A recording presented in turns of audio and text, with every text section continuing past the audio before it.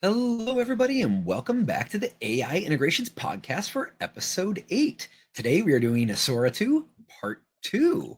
Um, Last week, we introduced you guys to Sora and some of the cool stuff that we were playing around with and just the new tech. And man, it's only been a week, but how things are moving. Spencer, out of curiosity, how many videos have you made on Sora? I would speculate probably like 100. And excited to be here for Sora 2 Part 2. There's so much going on with it, both in society and from a technological perspective, that I think it justifies 2 podcasts. Absolutely. And yeah, that's one of the things I wanted to talk about today is some of the just changes, the updates, and things we're already seeing happening. I know last week we hinted at the concept of how long are we going to get away with this? What about privacy concerns, things like that? Well, we obviously weren't the only ones to take notice. But first thing I wanted to mention, really cool, is for any of you out there who are like me, who don't like using apps on your cell phone, excitingly, Sora is now available on desktop through the browser, sora.chatgpt.com.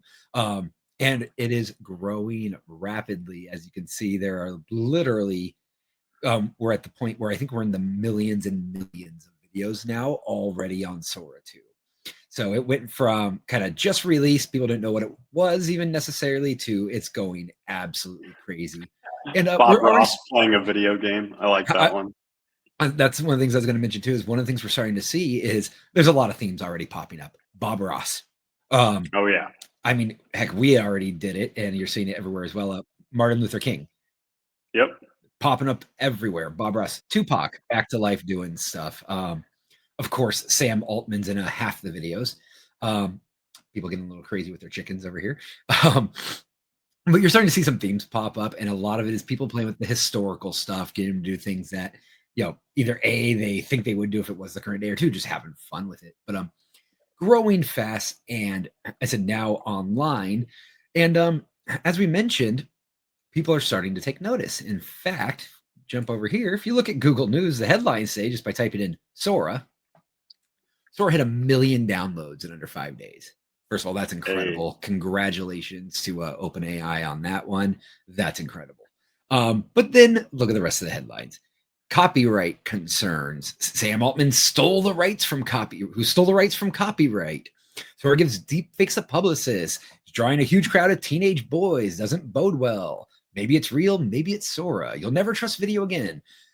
It's taking over the headlines, and for good reason. And here's the story that's really starting to come out. OpenAI Sora is already showing promise and ringing alarm bells, right? This is an article from PR Daily. It's talking about how, AI generated videos here, but it's now calling into question what's real, what's not. Kind of go from there to, maybe it's real, maybe it's Sora, right? OpenAI had their dev day last week as well, which I think we had talked about a bit, but that it was coming up. It's all over, and people are taking notice. And then here's an interesting one from NPR. Sora gives deepfakes a publicist and a distribution deal. It could change the internet.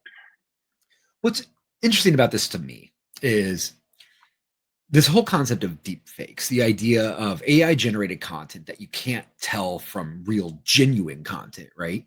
Yeah. It's one of those things we've known about it for a while. It's been around for a while. Even before AI, people were making the equivalent of what we now call deepfakes, just doing it through, old-fashioned video editing, image editing. One of the things Sora is doing, though, here, and this is kind of what the article's looking at with the publicist and distribution deal, is, and I would argue it even goes a step farther, but it's really the fact that we are now normalizing deepfakes. Before, deepfakes kind of a no-no. It was, leave a bad taste in your mouth. If you found out something Yep. was a deepfake, you'd be outright offended, if not pissed, right? We're now normalizing it. And Sora is doing that by having a platform that's dedicated effectively to just deepfakes. They are the new media. And the mentality is changing rapidly, and we are normalizing deepfake video. And that really could change the internet. Yeah. Yeah, what's your thoughts on that whole thing, the normalization of deepfakes? So I think this is the easiest it's ever been to make a deep fake. One of the videos we're going to mention later, and we mentioned in the last podcast, points out people have been faking media for quite literally hundreds of years. However, it was incredibly difficult. And to fake a video, like, to be clear, you probably could fake videos, like at least half of the stuff that Sora's done, but we're talking days of editing. with like a skilled video editor, as opposed to now it's, you know, 10 to 15 seconds to generate a prompt and 3 to 5 minutes of waiting. So it's the most streamlined deep faking ever. And it's also the first social media platform that's been dedicated to fake content. I'm not, there's plenty of fake content on the other social media platforms, but the fact that Sora is essentially dedicated to making AI generated, I won't even use the word fake actually. I'm like AI generated I was going to say content. that sentence you just said was an incredible one. The first social media platform dedicated to fake content. And that kind of goes to how people have always thought about this, right? And Yeah. I think where you just said maybe not call it fake, call it AI, I think you're onto something there. And that is, yeah, it's no longer fake content. This is just the reality of the day. Yeah. And, there's been open source Chinese models that weren't as good as Sora, but quite frankly have less guardrails. And those have been out for about a year now. I think what's crazy about Sora is just how easy it is for, as one of those articles said, a bunch of teenage boys to just like on their lunch break at school go generate some crazy fake content. So with increased ease will come increased volume, and yeah, that's kind of what's caught me not off guard but by surprise, is not how good it is. I mean, it's awesome how good it is, but it's how good it is in combination with how easy it is. That easy thing is such a key too, because I've seen deepfakes for years, and there's been times I've had the idea of like, oh, I would love it if I can make a such and such, and it was so hard. The time it would take. It's not that I couldn't have done it, right? I could have taken the time to do the video editing. I know how to do this stuff, but it was a process. It took work. I mean, it used to be something back one of my old agencies I was working at. Very frequently during a meeting, one of the video editors or something would literally throw together a quick deepfake in relation to something going on in the meeting and share it around in the chat, and everyone would get a laugh out of it. But it took effort, or it took a professional editor. Now anybody can do it on a whim. It's literally as simple as just think of the prompt, and it does the rest for you. And that's changing the game. Yep. But Yeah, I think that's why it's getting so much press, is the quality combined with the ease. yes, and it's leading people to start to question things, and you can't really blame them. Jumping over to this next article from Fox, you'll never trust video again once you see what Sora 2 can do. And the truth is, that's true. You won't ever trust it again. It's gotten so good that at a glance, you can't tell. And even if you dive in a bit, it's not necessarily that easy to tell what's real from what's fake anymore. Sora has a watermark. There's already 1,000 apps out there to remove the watermarks. And the moment you do that, they go from being AI generated images effectively to deep fakes. You're no longer letting people know they're AI. You're trying to pull the wool over someone's eyes, and I think that's the line that needs to be drawn between AI generated video and deep fake, is whether you make it clear what it is. But yeah, it's getting traction. People are looking at it, and it's going to go crazy. Some quick tips here. Kurt's tips on staying safe from phishing scams, by the way, from Fox News. Verify contacts independently by calling or texting a known number. Don't click if you didn't ask. Never send money or credentials. Invest in antivirus. By the way, this one I question because I think the built-in antivirus is all I've been using for years and years now, and it's so good these days. I don't think you need to get necessarily a Norton or McAfee anymore. But I'm going to respectfully disagree on that please. one. The more protection, the better. But this isn't about antivirus. The cybersecurity in me, I view antivirus the same way I view AI. As an, I personally have two of them, and because one can have an oversight, so you want to trust but verify the same way you do with AI. So I have two antiviruses on my computer for whatever that's worth, and I run them daily. I used to be a Norton guy for years, and then I became a McAfee guy, and then it finally hit the point where Windows Defender got good enough that I didn't even bother maintaining the subscriptions. But what you're saying is it is probably worth it to have a backup just in case things slip through the cracks. Yeah, sometimes people will design viruses explicitly with like Windows Defender in mind because it's a big one, and there are ways to trick antiviruses too. Nothing in technology is 100% or 0% ever. So that being said, I would also clarify, most people don't even use Defender. So it'd be a great first step to just use some kind of antivirus, even if it's built in. But we can go down the cybersecurity rabbit holes in a couple weeks. Let's back to Sora. Yeah, and then remove yourself from public databases. This one's, I think, a lot more challenging than they make it sound here in the news release. But it's not a bad tip. But really, the moral of the story is be cautious. And if it seems fishy, assume it is and verify. If your brother's going, hey, can you send me $500? I rate, got to whatever situation I need help.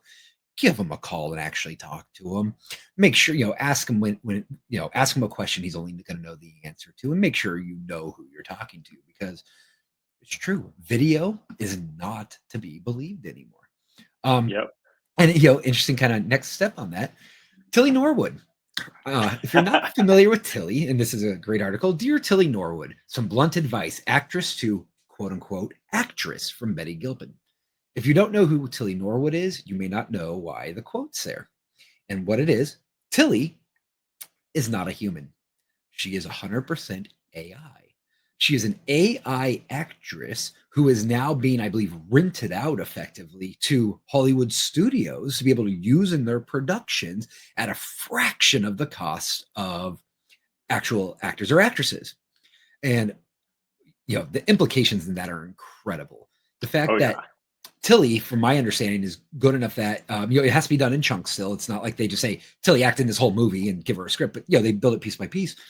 But it's not only is it going to reduce the costs of creating films, but it's going to actually, I think, be a huge benefit for creativity, because what things like Tilly are going to do is lower the barriers of entry into effectively Hollywood level movie creation. One of the biggest, tons of people have ideas for a movie.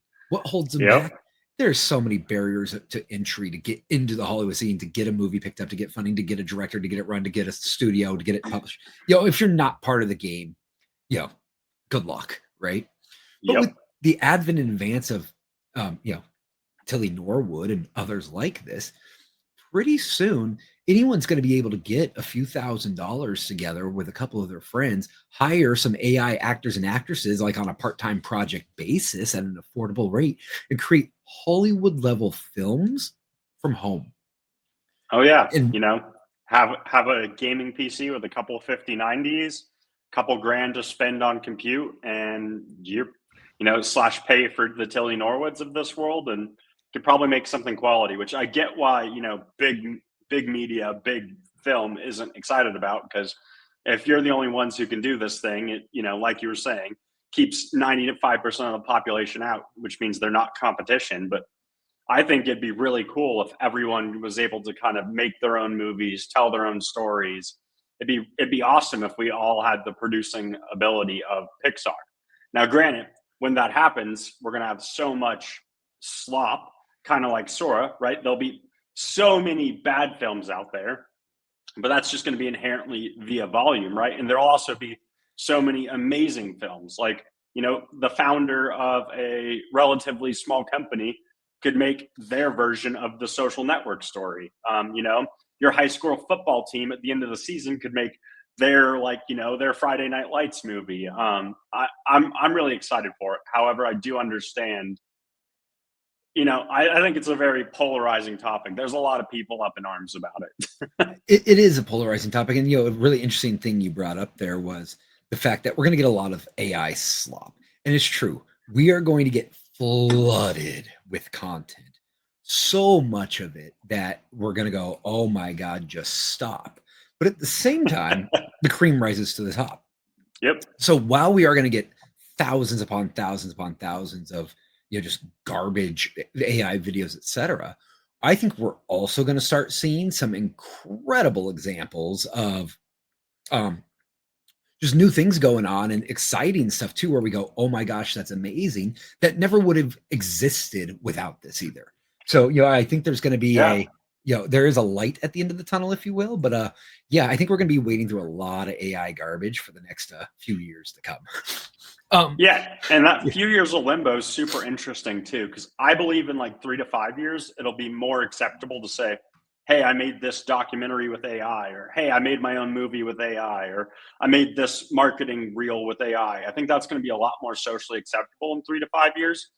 And therefore, people won't be trying to hide it. But right now, while we're in limbo, while the technology is there, but the social acceptance isn't, and people are trying to hide it, it leaves us in kind of a weird state. It really does. And that actually kind of segues into the next thing I want to talk about here. And that is detecting these things, right? And it's something we've talked about, or we just mentioned a moment ago, what kind of delineates between a AI generated and a deep fake is disclosure, right? Yep. Well, let's say there isn't disclosure. How can you tell these things apart? And that's one of the interesting ones that you and I know have talked about a bit. And you sent me this video, which I'm going to share here in a moment. This is a Hani Farid on a TED Talk. And here he's giving a background on how AI image generation works. And this is just kind of on the technical side to kind of help you understand. And Spencer, I will leave any further description up to you because this is definitely your field. So I'll prefix this with it's the same video we mentioned in the Sora podcast part 1. And so we wanted to play a little clip of it here and talk about it. I will say that there's a lot of speculation around how Sora 2 works.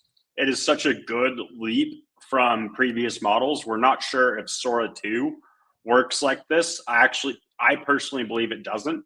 But for images and previous video gens, and the concept will apply to Sora 2. I don't need to rabbit hole here too much on the tech, but the concept of AI generation has distinct structuring to it because the natural world doesn't follow as obvious of a pattern structure as an AI generated thing will.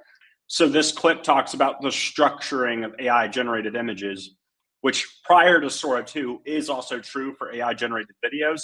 It very well might be true about Sora 2, but we don't know yet. So and I think you're right that even if it's not exactly the same, the concept will apply, that there will be a recognizable pattern. Yeah, and then even on top of that, right? This is if someone's gone through a lot of effort to hide that it's AI generated, this will still work. If they don't go through a lot of effort, there's a ton of metadata, there's watermarks, there's other telltale signs. This is kind of like one of the ultimate ones if someone's gone through the effort to hide that it's AI generated. Gotcha. So let me play this clip, and then afterwards, if you don't mind, tell us a bit about what this means, kind of from the tech company perspective. But yeah, let me hit play here. Starting with billions of images with a descriptive caption like this, each image is degraded until nothing but visual noise is left, a random array of pixels. And then the AI model learns how to reverse that process by essentially turning that noise back into the original image. And when this process is done not once, not twice, but billions of times on a diverse set of images, the machine has learned how to convert noise into an image that is semantically consistent with anything you type. And it's incredible. But it is decidedly not how a natural photograph is taken, which is the result of converting light that strikes an electronic sensor into a digital representation. And so one of the first things we like to look at is whether the residual noise in an image looks more like a natural image or an AI-generated image. Here, for example, is our real dog and our AI dog. And here is the residual noise that I've extracted. And if you look at this, it's not at all obvious that there's any difference between those two patterns. But here in this visualization of the noise, you can see a decidedly different pattern between the natural and the artificial. Those star-like patterns are a telltale sign of generative AI. Now, for the mathematicians and the... So if you don't mind, this is kind of beyond my scope of full understanding, like the star patterns there. If you don't mind, tell us a bit about what this means and how it can be used. Yeah, so it means that even if someone's wiped the metadata, the watermarks, they're not disclosing that it's AI. If you look at a picture on or a video, again, excluding Sora 2, we don't know yet. I should spend some time playing with it and see. But if you look at on a pixel structure, there's not, it doesn't look natural. It looks very grid-like. There's little micro stars, etc. So basically the structure of the image or video has some telltale signs that it's AI. Kind of like, I believe his name is Hani Farid was saying. And so you take that into the application of, big tech, and let's call out YouTube, ironically, even though this is going to be shared on YouTube, Instagram, Facebook, even LinkedIn, etc. Right now, they ask you to disclose whether something is AI generated. And if the metadata is there, it will, some of them, I've been finding this is funny. Sometimes it goes and automatically says like, hey, this is AI generated because the metadata is there. Sometimes it doesn't. And I will say, I'm not going to encourage people to do this. I will encourage you not to do this. But removing that metadata is pretty simple.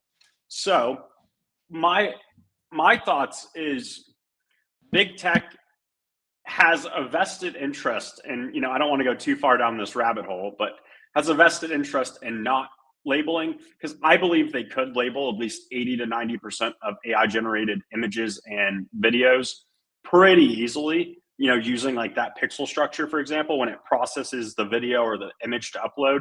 You could look for that pixel structure. There's other signs that he talks about in that video. I'd recommend watching the whole video. But I think that big tech with an 80 to 90% accuracy could label AI videos and pictures without us needing to do anything. And where I get a little, and again, I don't want to go down the rabbit hole too hard, but they have a vested interest in not doing that. So in that same video, Hani Farid talks about how much he speculates on social media and YouTube is AI generated. I believe he states a number over 50%, which is kind of crazy. Let's even say it's a third.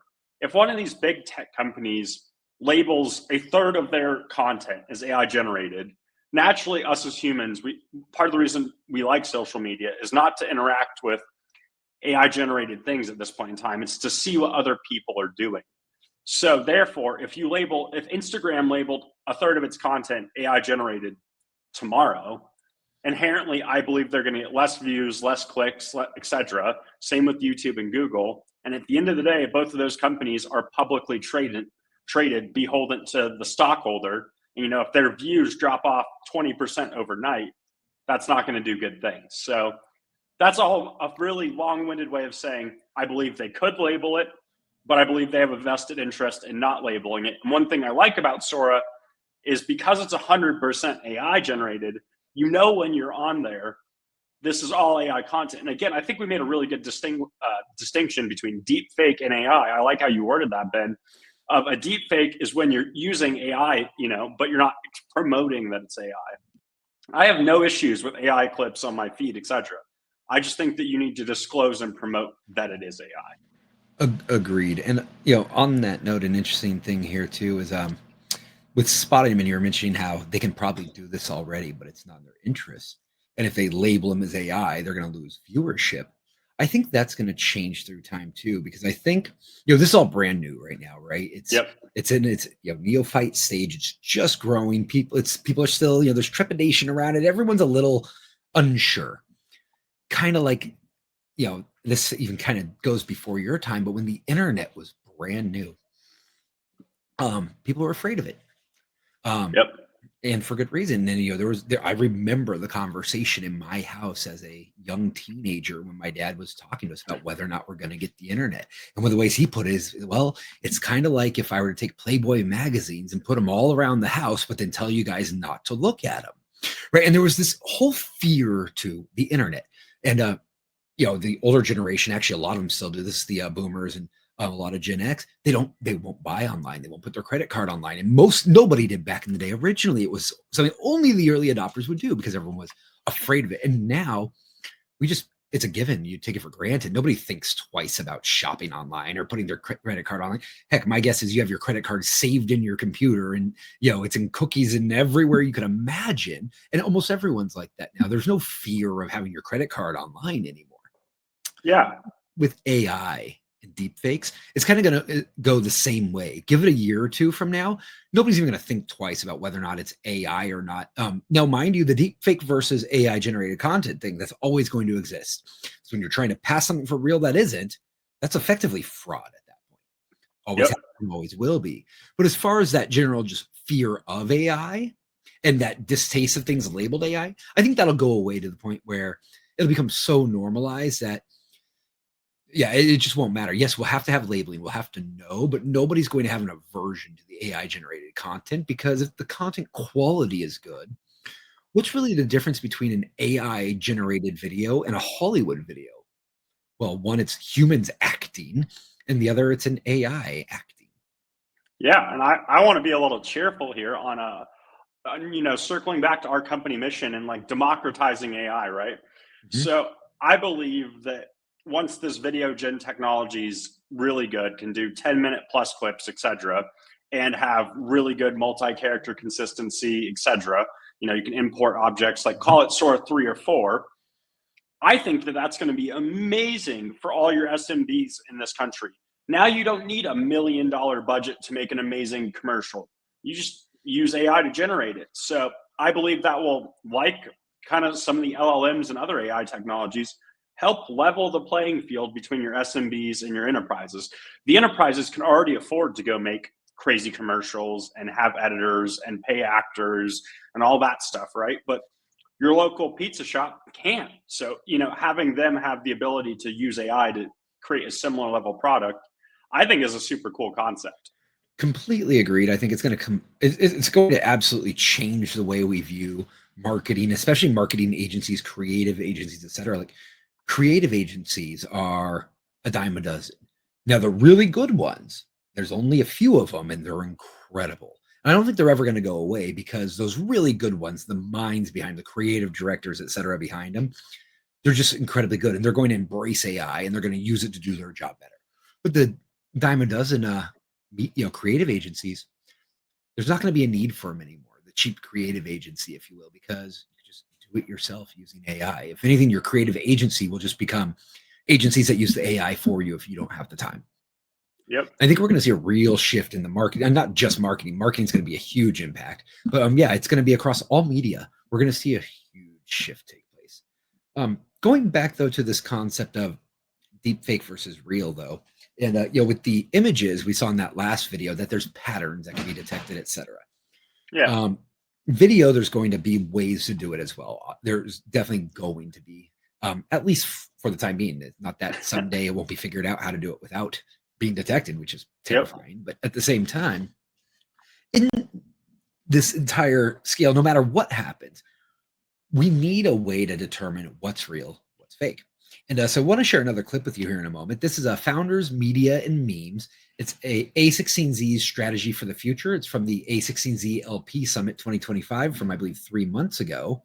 Yep. And this is Mark Andreessen. I'm going to share this here, and he's talking about one of the ways to effectively label content or legitimize, or not legitimize it. It's not that AI content is illegitimate, but to make sure you legitimize or mark live content so people know what's real. And his is applying it to blockchain. Anything you want to preface before I jump into this video? I will say long term. So, rather than using the pixel identification and other things we've talked about, I think this is the best solution. And I mean, 3-4 election cycles from now, I think we are going to need something like this, if not the next election cycle. So yeah, great clip. Mark Andreessen's a really smart guy. So yeah, I like his solution here. Okay, I'm going to just run about a minute of the clip talking about how to use a blockchain to basically validate true content. And then there's these other problems like the deepfake problem. The problem with deepfakes is it's an asymmetric sort of threat profile, which is there are many different AI systems that can make many different fake images and videos of people saying things they didn't say. And then the AIs are already so good at doing this that there's no reliable way to do basically like AI checking. There's no way for even another AI to tell that, oh, this was created by an AI. And so the deepfake problem is real. And the solution can't be check. In fact, this is actually playing out in schools right now, where a lot of kids are turning in homework, and the teacher suspects that it's AI, and they run it through an AI screening program. But if you look at these AI screening programs, it has some of these have like 40% false positive. Yeah, and they've actually attacked kids who wrote their own paper. Yeah, so like the smart kids are getting accused of using AI when they actually didn't. Poor kids. So it's a real problem. And so we think the answer, because it's going to be too hard to check everything, I think the answer is to flip it and instead have like a blockchain-based system where basically people, and it could be everybody from the president to your kid working on an essay, is able to cryptographically register original work in a way that's verifiable and can't be hacked. And so I'm a politician. This is in fact a speech that I gave. Here is the video, right? It's from multiple angles. If you see a video clip of me saying something and there is no corresponding video of me on the blockchain saying that, I didn't say it, because everything I do is posted online. And that right there is incredible. He's saying basically that we're going to have to upload everything we do to the blockchain, and it's from there that is going to be the verification. If it doesn't exist on the blockchain, then it didn't happen in real life. Yeah, a cross-platform blue check is the way you can think of it. From everything from emails to YouTube videos to posts on Instagram, etc. It will be cryptographically verified as you. And if you don't have that blue check, you can just assume it's AI generated. Because as Mark points out earlier in that talk, we are just going to, the amount of AI generated to not AI generated content is going to be outweighed like 10-1 here in the near future. So yeah, having a way to tell whether people actually said and did things digitally is going to be very important. And it's funny because some people might be going, "Oh my gosh, this is ridiculous. Life was so much easier back in the day." But the truth is, ever since communication existed, um, we've had this problem. There were liars back when it was just by voice. And then when it came into writing, you had both plagiarism, people stealing others' works, and also just fake, just people, fiction, right? Yep. Yeah, I mean, how do we classify writing in two categories, fiction and nonfiction? Fiction, how's it any different than AI, right?